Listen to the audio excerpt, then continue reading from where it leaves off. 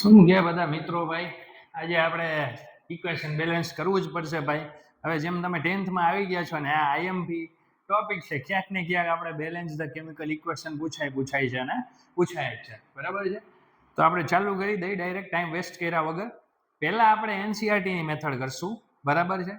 અને પછી જે મેથડ કરશું એ એક મેથડ તમે કોઈ પણ ઇક્વેશનમાં લગાડી લેશો, પછી કોઈ પણ વિડીયો પણ જોવો પડશે નહીં. ઓકે, એટલે એક મેથડ તમારા બધા જ પ્રોબ્લેમ થઈ જશે સોલ્વ, બરાબર. ઓકે, હવે ફર્સ્ટ મેથડ જે એનસીઆરટી માં છે એ જનરલી યુઝ કરાય છે. તો એમાં શું છે?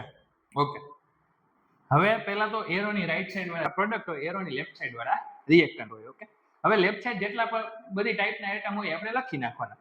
એક કાર્બન છે, એક હાઇડ્રોજન છે, એક સીએલ છે. સર રાઈટ સાઈડ ક્યાં લખવાના? Nitrogen, chlorine, oxygen? ના ભાઈ, લેફ્ટ સાઈડ હોય ને એ જ રાઈટ સાઈડ એટમ હોય. કઈ નવા એટમ ક્યાંથી ઉત્પન્ન ન થાય ભાઈ, જાદુ નથી કરતા આપણે, બરાબર છે. તો રાઈટ સાઈડ પણ CaH અને Cl. હવે લેફ્ટ સાઈડ આપણે કાઉન્ટ કરવા પડશે. કેટલા એટમ છે? કાર્બનના એક, હાઇડ્રોજનના છે 4, ક્લોરીનના કેટલા એટમ છે? 2. રાઈટ સાઈડ હવે જોવું પડશે. કાર્બન, આ કાર્બન છે, કેટલા એટમ છે? 1. ક્લોરીનના કેટલા, હાઇડ્રોજનના કેટલા છે? 1. ક્લોરીન તો કે આ 4 અને 1 5. ભાઈ ટોટલ ગણવું પડે. રાઈટ સાઈડ બે પ્રોડક્ટ જ છે, આ ક્લોરીનની પ્રોડક્ટમાં છે, આ ક્લોરીન પણ પ્રોડક્ટમાં છે, તો 4 + 1 4 + 1 5. ઓકે ઓકે, હવે આપણે કરવાનું છે બેલેન્સ. હવે કાર્બન બે સાઈડ એક જ છે, તો કે બેલેન્સ કરવાની જરૂર પડતી નથી. આ સાઈડ હાઇડ્રોજન 4 છે, આ સાઈડ હાઇડ્રોજન 1 છે, તો અહીંયા આપણે 4 કરવા પડશે. કઈ રીતના? મલ્ટીપ્લાય કરીને. અહીંયા સર 4 કરી દઈએ તો ન ચાલે, તો બેટા ન્યા 4 કરી દઈ ને તો તમારી હાઇડ્રોક્લોરિક એસિડની ફોર્મ્યુલા તમે બદલાવી નાખી ભાઈ. ફોર્મ્યુલા થોડી બદલાવાની હોય, આપણે ખોટું ફોર્મ્યુલા બદલાવાનું ન હોય, બરાબર છે. તો સર કરવાનું શું? ઓકે, તો ફોર્મ્યુલા ક્યારે બદલાવાય નહીં. અહીંયા આગળ 4 મૂકી દેવાય કે ભાઈ આપણે 4 મોલ હાઇડ્રોક્લોરિક એસિડ લીધું છે. ઓકે, 4. તો હાઇડ્રોજન કેટલા થઈ ગયા? 4 થઈ ગયા. સામે ક્લોરીન પણ વધે. અહીંયા 4 કર્યું તો ક્લોરીન ને પણ 4 લાગે. ક્લોરીન 4 અને આ 4, ટોટલ ક્લોરીન કેટલા થઈ ગયા? 8. તો હવે સમસ્યા શું થઈ? કાર્બન થઈ ગયું હાઇડ્રોજન. હવે ક્લોરીન 8 થયા, અહીંયા ક્લોરીન કેટલા છે? 2. તો અહીંયા ક્લોરીન ને 8 કરવા માટે અહીંયા 2 છે, તો અહીંયા શું કરી દેવાનું? 4. આ બે મલ્ટીપ્લાય થાય, 4 × 2 = 8. Carbon 1, hydrogen 4, chlorine 8. થઈ ગયું બેલેન્સ. આ એનસીઆરટી માં આપણે આ બેઝિક મેથડ આપેલી છે. ઓકે, સેકન્ડ વન છેલ્લે સુધી જોયા. બે ના પછી આપણે જે ફાઇનલ કરવાના છે, ઓકે, ઈ મેથડ તમે જોશો એકવાર એટલે તમારા બધા જ ઇક્વેશન એ એક મેથડ થી સોલ્વ થઈ જશે, બધા બેલેન્સ થઈ જશે. ઓકે, એના આપણે 4-5 એક્ઝામ્પલ લેશું. એ 4 એક્ઝામ્પલ થોડા અલગ અલગ ટાઈપના છે. એ થઈ ગયા એટલે તમારે બેલેન્સ ધ કેમિકલ ઇક્વેશન પછી ક્યારેય જોવું પડશે નહીં. Okay, done. ચલો ઓકે, ચલો ભાઈ લેફ્ટ સાઈડ છે, એક Na છે, એક Br છે, એક Ca છે, એક F છે, બરાબર છે. હવે રાઈટ સાઈડ પણ એ જ હોય ભાઈ, વિચાર્યા વગર લખી નાખવાનું. Na, Br, Ca અને F, કઈ વિચાર્યા વગર રાઈટ સાઈડ પણ સેમ વસ્તુ લખી નાખવાની. ઓકે ઓકે, હવે Na કેટલા છે left side? 1, Br 1, Ca 1, F 2, F 2. Right side આવી જાઓ. Na કેટલા છે? 1, Br કેટલા છે? 2, Ca કેટલા છે? 1 અને F કેટલા છે? 1. બરાબર છે. ઓકે, Na બેલેન્સ છે. બ્રોમિન બેલેન્સ કરવાનું છે. Br 2 છે, તો અહીંયા 2 હોવા જોઈએ. તો અહીંયા આપણે અહીંયા Br કરશું નહીં. હવે આપણને ખબર પડી ગઈ છે આગળ ક્યાં મૂકવાનું. આગળ અહીંયા. તો Br કેટલા થઈ ગયા? 2. પણ સામે સોડિયમ પણ વધી ગયું, Na પણ વધી ગયું, એમાં પણ કેટલા થઈ ગયા? 2. તો Na માં 2 થયા, તો અહીંયા Na માં પણ 2 કરવા પડશે. તો કરી દો અહીંયા 2.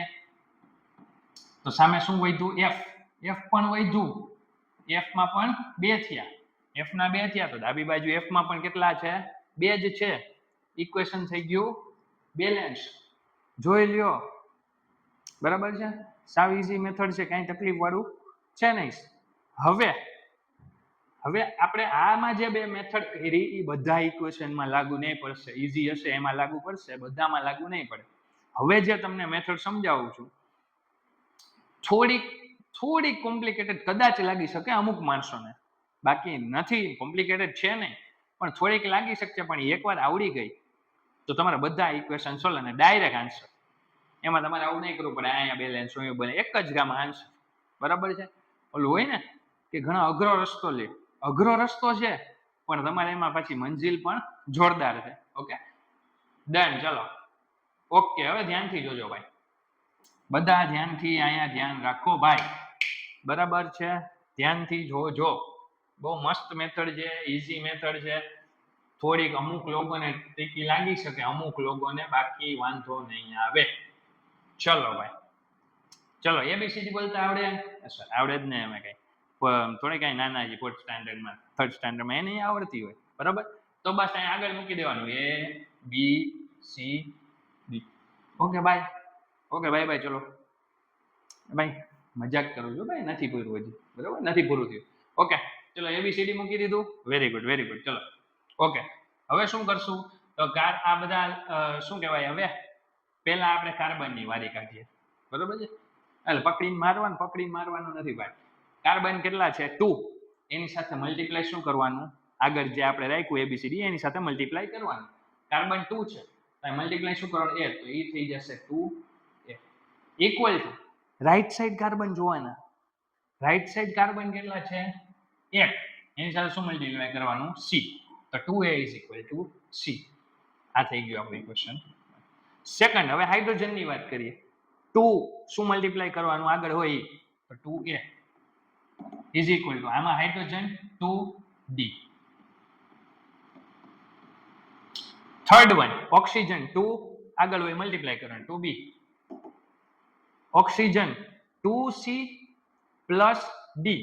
હવે આમાં બે ઓક્સિજન છે, અહીંયા પણ છે અહીંયા પણ છે, તો બે ને લેવાના, વચ્ચે plus sign. 2C plus O એક જ છે તો D સાથે મલ્ટીપ્લાય એટલે 2C પ્લસ D. ભાઈ નો સમજાણું તો હજી એકવાર જોઈ લેજો. અહીંયા 2B, તો આ સાઈડ ઇક્વલ ટુ કરીને આ સાઈડ ઓક્સિજન ની જ વાત કરવાની. અહીંયા ઓક્સિજન નું કર્યું આપણે, આ સાઈડ ઓક્સિજન અહીંયા પણ છે અહીંયા પણ છે, અને વચ્ચે પ્લસ છે ને. આપણે તો ભાઈ બધા ઓક્સિજન ગણવા પડે. બરાબર છે, તો અહીંયા 2 એની આગળ છે C, 2C પ્લસ પ્લસ અહીંયા ઓક્સિજન 1 છે એની સાથે મલ્ટીપ્લાય કરવાનું D, તો 1D એટલે D થઈ ગયું. ઓકે, હવે અત્યારે કદાચ એવું લાગતું હશે કોમ્પ્લિકેટેડ હશે, હવે હમણાં બીજો ત્રીજો ચોથો સમ કરશું ને એટલે કાંઈ નથી મેથડમાં. બરાબર છે. ઓકે, હવે કોઈ પણ એક વેલ્યુને આપણે 1 અઝ્યુમ કરી લેવાની છે. ફોર એક્ઝામ્પલ આપણે A ને 1 અઝ્યુમ કરી લઈએ. A ને શું કરી લીધું? અઝ્યુમ 1. A ને આપણે અઝ્યુમ કરી લીધું 1. બરાબર છે. A ને 1 મૂકો તો C ની વેલ્યુ કેટલી આવે તો 2 મલ્ટીપ્લાય બાય, A ની જગ્યાએ 1 મૂક્યું તો 2 મલ્ટીપ્લાય બાય 1, તો C ની વેલ્યુ કેટલી આવી ગઈ? 2. બરાબર છે. હવે D ની વેલ્યુ ફાઇન્ડ કરવી હોય તો આ ઇક્વેશનમાં A ની જગ્યાએ આપણે શું મૂકવાનું છે? 1. એટલે આ થઈ 2 મલ્ટીપ્લાય બાય 1 એટલે 2 ઇઝ ઇક્વલ ટુ 2D થયું. આ 2 આ બાજુ જાય. બરાબર છે, એટલે 2/2 એ પણ થઈ ગયું 1. એટલે આપણી D ની વેલ્યુ પણ શું આવી ગઈ? 1. A ની વેલ્યુ 1, C ની વેલ્યુ 2. હવે આપણે B ની વેલ્યુ ફાઇન્ડ કરવાની છે. B ની વેલ્યુ ફાઇન્ડ કરવી હોય તો C ને D ની જગ્યાએ એની વેલ્યુ મૂકે. C2 D1, 2B is equal to 2 multiply by C ની જગ્યાએ 2 પ્લસ D ની જગ્યાએ 1. ઓકે, એટલે 2B is equal to 4 plus 1, B is equal to 5, અને 2 ને શિફ્ટ કર્યું 5/2, B is equal to 5/2. A sir A1 એની હવે જો, હવે સિમ્પલ, સાવ સિમ્પલ છે. હવે અત્યારે પેલા મૂકી દો. A ની જગ્યાએ શું મૂક્યું? 1. B ની જગ્યાએ શું મૂક્યું? 5/2. C ની જગ્યાએ શું મૂક્યું? 2, અને D ની જગ્યાએ 1. સર 5/2 ચાલે, ફ્રેક્શનમાં ચાલે. ફ્રેક્શનમાં નહીં લખવાનું ભાઈ, હોલ નંબરમાં લખવાનું. તો નીચેથી 2 કાઢવો હોય તો ઉપર મલ્ટીપ્લાય શું કરવું પડે? 2. નીચેથી 2 કાઢવો હોય તો ઉપર મલ્ટીપ્લાય કરવું પડે 2. તો અહીંયા તો સર એકને જ 2 મલ્ટીપ્લાય કરો ને? નહીં, બધાને 2 મલ્ટીપ્લાય, આખા ઇક્વેશનને 2 મલ્ટીપ્લાય કરવું પડે. એટલે અહીંયા પણ મલ્ટીપ્લાય બાય 2 થાય, અહીંયા પણ મલ્ટીપ્લાય 2, અહીંયા પણ મલ્ટીપ્લાય 2, અહીંયા પણ મલ્ટીપ્લાય 2. અહીંયા multiply 2 multiply 2 multiply 2 multiply 2. Okay, તો ફાઇનલી એની વેલ્યુ કેટલી આવી જશે? ફાઇનલી એની વેલ્યુ આવી જશે 2. અહીંયા 2 2 કેન્સલ એટલે b ની વેલ્યુ 5. 2 2 ઝા 4 અને 2 અને 2. સમજાણું ભાઈ? ઓકે,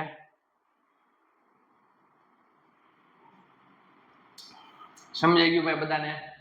બરાબર છે. પછી બેલેન્સ ઇક્વેશન લખવું હોય તો 2C2H2 પ્લસ અહીંયા છે 5O2, અહીંયા છે 4CO2 પ્લસ 2H2. શું કામ કરવું પડ્યું? અહીંયા 5/2 હતું એટલે મલ્ટીપ્લાય 2 કરવું પડે, પણ એકને કરો તો ન ચાલે, બધાને 2 મલ્ટીપ્લાય કરવું પડે. ડન છે?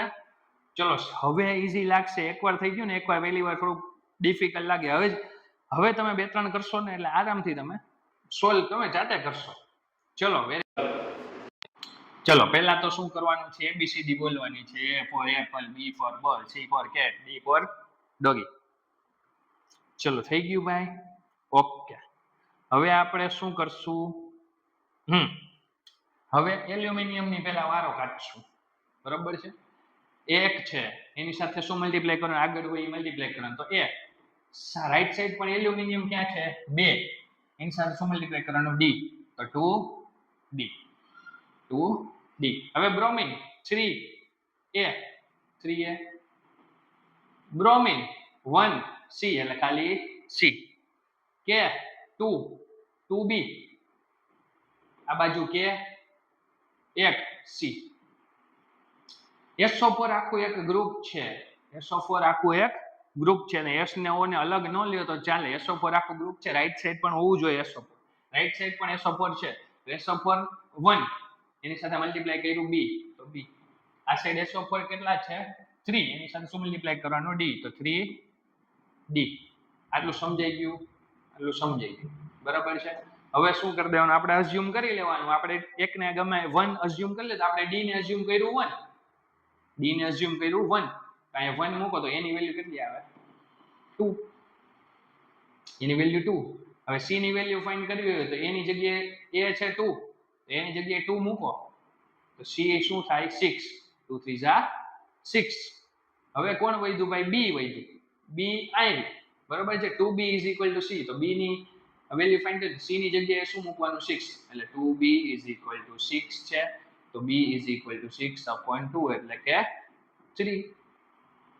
બરાબર છે? મળી ગયા કોફિશિયન્ટ. વાત થઈ ગઈ પૂરી. A ની જગ્યાએ મૂકી દેવાનું 2,